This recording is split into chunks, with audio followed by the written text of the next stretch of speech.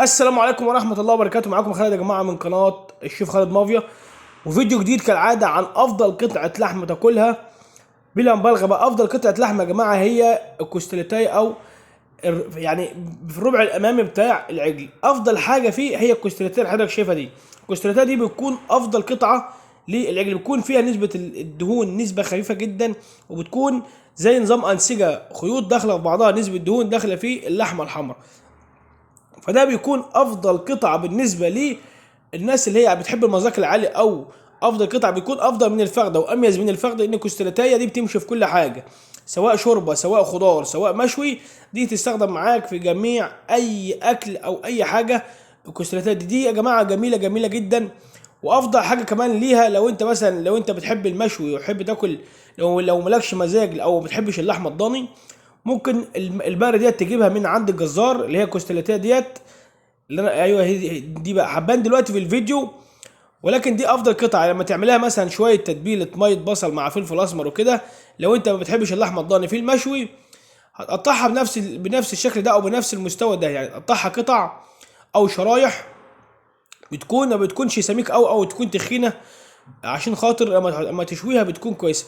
في الشوي بتكون جميله جدا. يعني ممكن لو انت كمان يعني عاوز تقلل عن كده كمان في السمك بتاع قطعه اللحمه، بتكون جميله. حتى في المشوي بتكون افضل قطعه في العجل، افضل من الروز بيف كمان، وافضل من عرق الفريتو.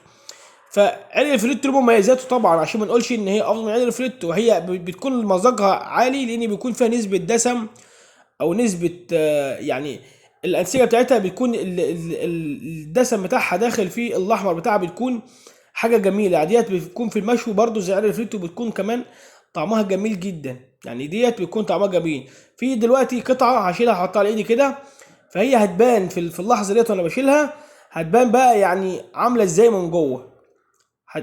تقريبا هي اللي جايه ديت هتكون واضحه نسبه الدهون اللي جوه في المشوي بتكون عامله ازاي. دي بقى بتبدا الدهون دي بتسيح مع الانسجه الحمراء مع الانسجه البيضاء، بتدي مذاق جميل جدا.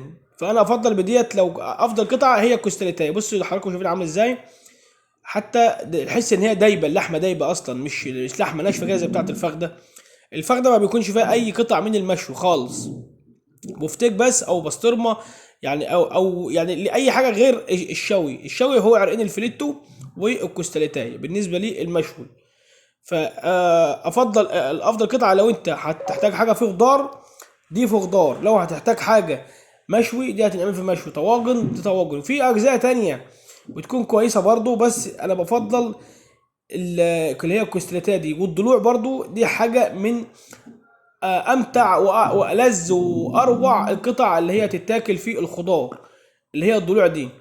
ماشي. عشان لو واحد مثلا يقول لي انا عاوز افضل قطعه اللي انا اكلها في خضار، او افضل قطعه لحمه اكلها ايه، هي الضلوع دي. ايوه هي دي القطعه ديت. انا بفضل القطعه دي لان انا بحبها.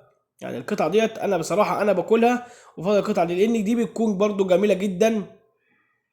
وبتكون يعني يعتبر ان القطعه ديت او بتبقى في الضلوع بتاعه العجل او الريش. فالريش ديت بتكون مكانها، يعني المكان ما يكونش فيه عضله او ما يكونش فيه حركه كتير زي الفخده او الموز اللي هي بتاعه العجل. يعني ديت بيكونش فيها حركه ماشي او نوم او كده. فدي بتكون اللي بيخليها طريه وبيكونش ناشفه زي الفخده. يعني الفخده العجل بينام عليها او بيقعد عليها او بيقوم، او الحركه كلها بتكون في العضل بتاع العجل. افضل الموزه او الضلوع زي ما حضرتك شايف. هي القطعه دي كلها دي بتصلح لي اي حاجه انت عايز تعملها. واتمنى ان انت تشترك في القناه وتفعل زر الجرس وتصلي على النبي في تعليق وكده. يبقى احنا وصلنا لنهايه الفيديو، ودي حاجه بسيطه، وان شاء الله ننتظر فيديوهات